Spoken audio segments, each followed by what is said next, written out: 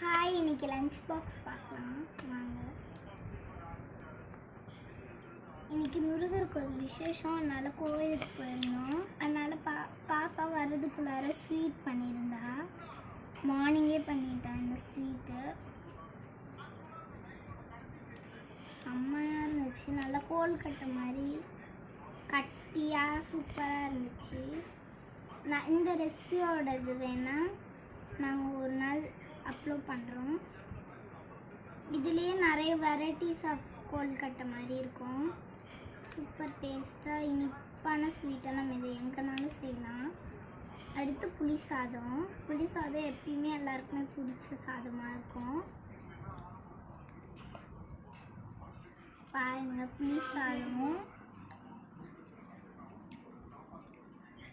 புளி சாதமும் கோல்கட்டையும் தான் செஞ்சிருந்தோம். Bye.